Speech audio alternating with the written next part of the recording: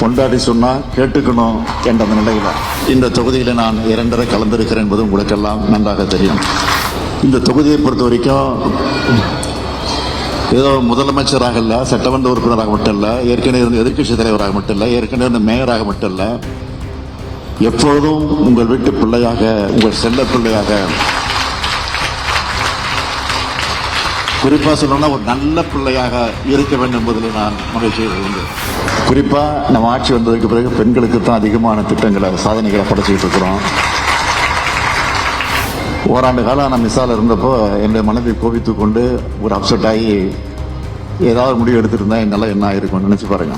எவ்வளவோ கொடுமைகள் எனக்கு வந்த நேரத்தில் நான் தாங்கி கொண்டு என்னை ஊக்கப்படுத்தி உற்சாகப்படுத்திய காரணத்தினால தான் இன்னைக்கு இந்த நிலைக்கு நான் வந்திருக்கிறேன்.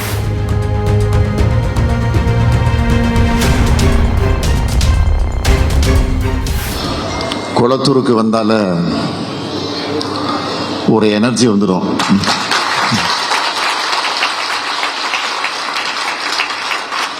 ஒரு உற்சாகம் வந்துடும், வேகம் வந்துடும், ஒரு புத்துணர்ச்சி வந்துடும்.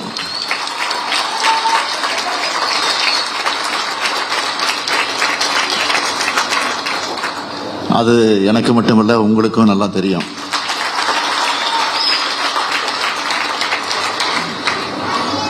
அதுலேயும் மணவிழா, மணக்கோலம் கொண்டிருக்கக்கூடிய மணமக்களை எல்லாம் நான் பார்க்கிறேன். ஆக மணமக்களோடு இந்த விழாவில் நாம் எல்லாம் கலந்து கொண்டு மணமக்களை வாழ்த்துகிற விழாவாக இந்த விழா நடைபெற்றுக் கொண்டிருக்கிறது. நம்முடைய குடும்பத்தில் ஒரு திருமண நிகழ்ச்சி நடந்தால்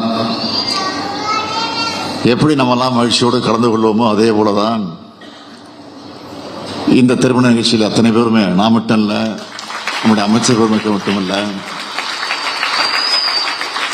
வந்திருக்கக்கூடிய அத்தனை பேருமே அந்த உணர்வோடு தான் இந்த விழாவிலே கலந்து கொண்டிருக்கிறோம். யாராவது குளத்தூர்னு பேர் சொன்னாவே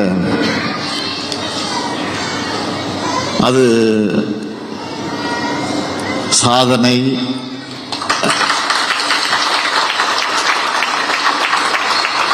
இல்லைன்னா ஸ்டாலின்,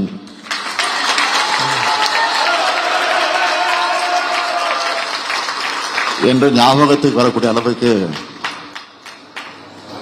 இந்த தொகுதியில் நான் 2 கலந்திருக்கிறேன் என்பது உங்களுக்கெல்லாம் நன்றாக தெரியும்.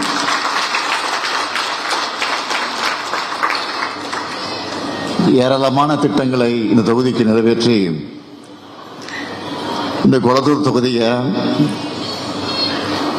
நம்முடைய அமைச்சர் நேரு அவர்கள் சொன்னது போல 234 தொகுதி இருக்குன்னா இந்த தொகுதியை பார்க்கிற போது எங்களுக்கு பெருமையா இருக்கு, மகிழ்ச்சியா இருக்கு, பயமும் இருக்குன்னு சொன்னார். அது மட்டும் இல்ல, பொறாமையும் இருக்கு உங்களுக்கெல்லாம். அதுதான் கெட்ட எண்ணத்துல அந்த பொறாமை இல்லை, நல்ல எண்ணத்துல தான்.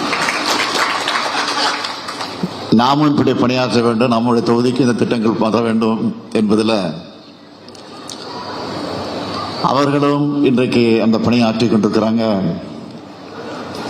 ஏதோ குளத்தூருக்கு மட்டும் நம்ம இதை செஞ்சுட்டோம், மற்ற தொகுதியை கைவிட்டோம்னு யாரும் நினைக்க வேணாம். எல்லா தொகுதியும் நம்முடைய தொகுதி தான். அதனால எல்லாருக்கும் எல்லாம்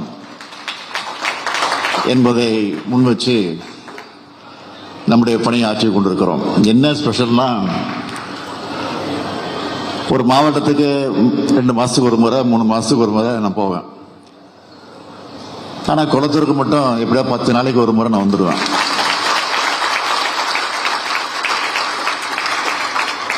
வரலன்னு கொஞ்சம் இருந்துட்டா, இல்லை ஒரு நாளைக்கு ரெஸ்ட் எடுக்கலாம்னு நினைச்சிட்டா சேகர்பாபு விட மாட்டார். என்ன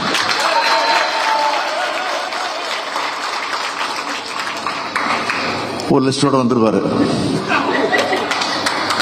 பெரிய பட்டியலை காட்டுவார் என்கிட்ட.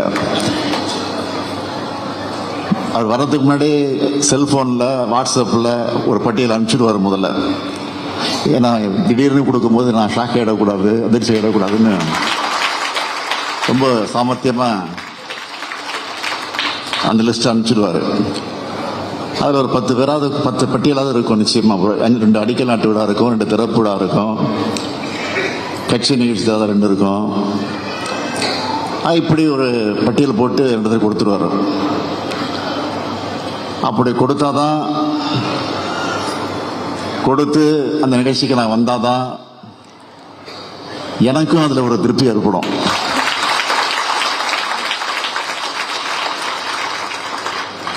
ஆக 10 நாளைக்கு ஒரு முறை வந்தாதான் எனக்கு உள்ளபடியே ஒரு முழு திருப்தி உண்டாகும்.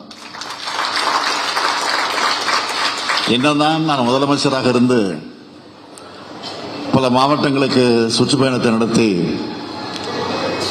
அல்ல பல அரசு நிகழ்ச்சிகளுக்கு சென்று, பல கட்சி நிகழ்ச்சிகளுக்கு சென்று, அல்லது பல பொது நிகழ்ச்சிகளுக்கு சென்று பல வரவேற்பெல்லாம் தருகிற போது அதில் எனக்கு ஏற்படுகிற மகிழ்ச்சியை விட இந்த குளத்தூருக்கு வந்து நீங்க தர்ற வரவேற்பில் தான் அதிக மகிழ்ச்சி அடைவது உண்டு. இப்ப கூட என்னை காரில் அழைச்சிட்டு வரும்போது மாவட்ட செயலாளர் கேட்டேன், தொடக்கத்திலே கேட்டேன், இரு பக்கமும் சாலையில் இருபுறங்களும் மக்கள் நிற்கிறாங்களே, இளைஞர்கள், மகளிர், தாய்மார்கள் நின்றுட்டு இருக்காங்க, வரவேற்பு கொடுக்குறாங்க, இறங்கிட்டுமான்னு கேட்டேன். இல்லை இல்லை, கிட்ட போன இறங்கிக்கலான்னாரு.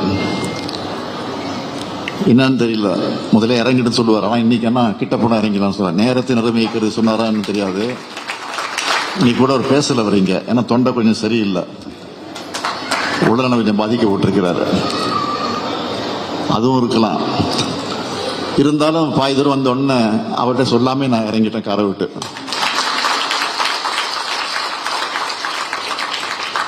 அது என்னால கட்டுப்படுத்த முடியல. உங்களை பார்க்கிற போது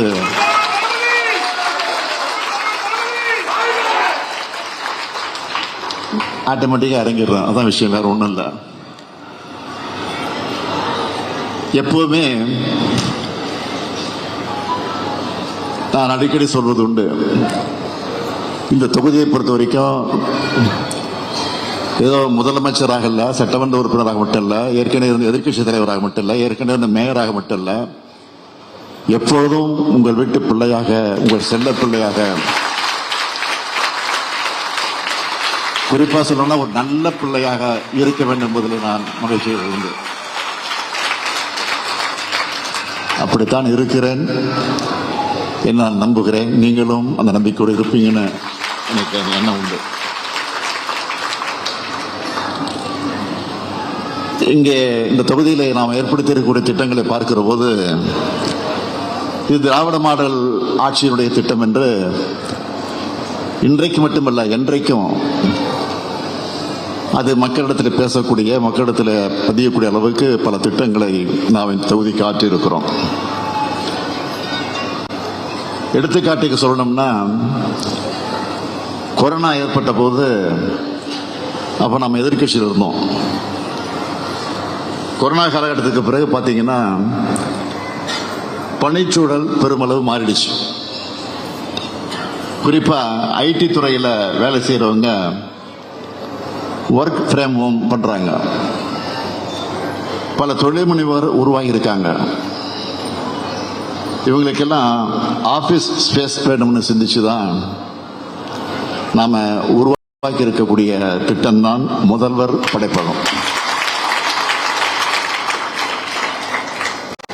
அடுத்து இந்த குளத்தூர் தொகுதிக்கு மட்டுமல்ல, சுற்றி இருக்கக்கூடிய பல்வேறு தொகுதிகள், புழலை பார்க்கிறோம், மாதவரத்தை பார்க்கிறோம், வடசென்னையில் இருக்கக்கூடிய பல தொகுதிகளை பார்க்கிறோம். இன்னைக்கு ஜிஹெச் எடுத்துக்கிட்டா, ராஜீவ்காந்தி ஹாஸ்பிட்டல் எடுத்துக்கிட்டா, அடுத்த மாதிரி ஸ்டான்லி ஹாஸ்பிட்டல் எடுத்துக்கிட்டா, அங்கெல்லாம் கூட்டம் நிரம்பி வழியுது. அதனால அந்த கூட்டத்தை ஓரளவுக்கு குறைக்கணும் என்பதற்காக இங்கே ஏற்கனவே செயல்பட்டு கொண்டிருந்த பெரியார் நகர் மருத்துவமனை அதை தரத்தை உயர்த்தணும்,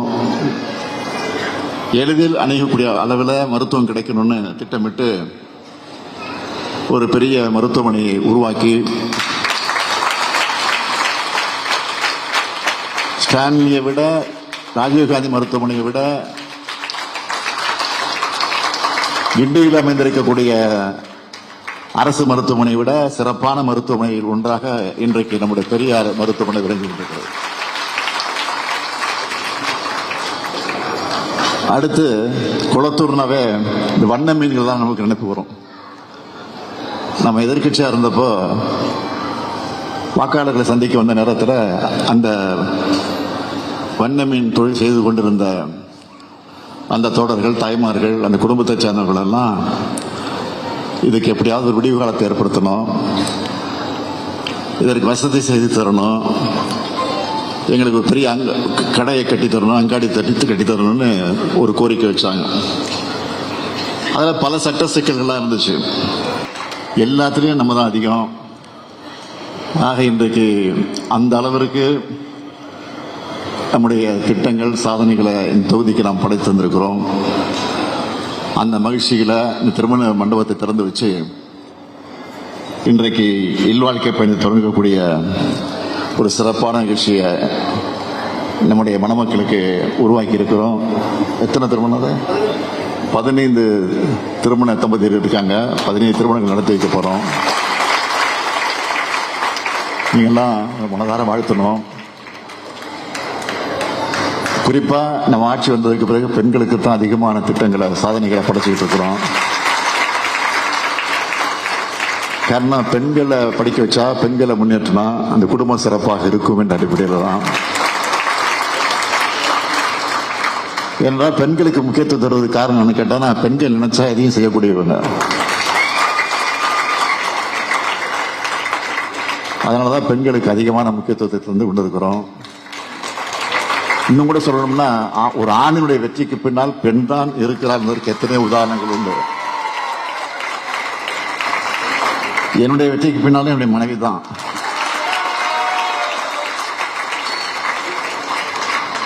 நான் மட்டும் இல்ல, சேகர் பாபா இருந்தாலும் சரி, நேருவாக இருந்தாலும் சரி, இங்க இருக்க நீங்களாக இருந்தாலும் சரி.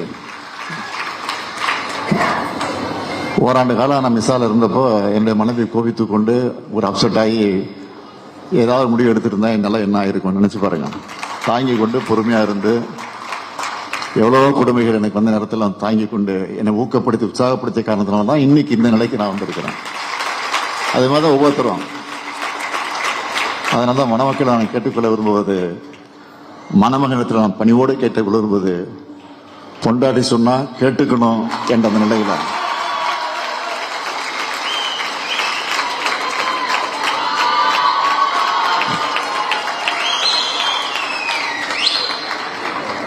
ஆகவே அந்த நிலையில உங்களுடைய வாழ்க்கையை நீங்க அமைத்துக் கொள்ளணும்.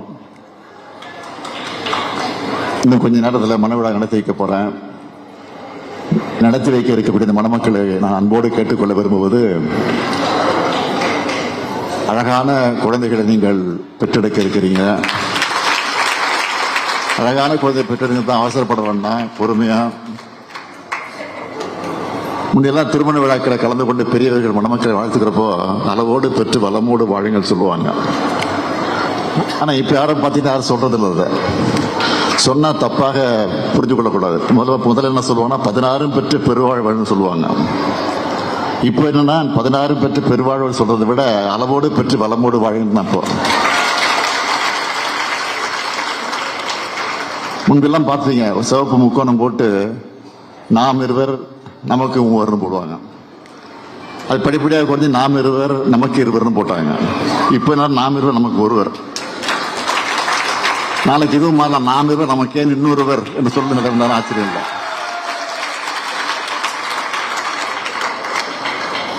16 பெற்று பெருவாழ்வு சொன்னோம்னா 16 குழந்தைகள் அல்ல, 16 பெற்று பெருவாழ்வின் ஏன் சொல்றது இல்லைன்னா தப்பா மணமக்கள் புரிஞ்சுக்கிட கூடாது. கியாபி விஸ்வநாதன் அவர்கள் அவர் ஒரு முறை சொன்னார், 16 பெற்று பெருவாழ்வு சொன்னா 16 செல்வங்கள். என்ன அந்த 16 செல்வங்கள்னா மாடு, மனை, மனைவி, மக்கள், கல்வி, கேள்வி, அறிவு, வழக்கம், மண், பொருள், வாழ்க்கை, போகம், பொருள், இதுதான் 16 செல்வங்கள்.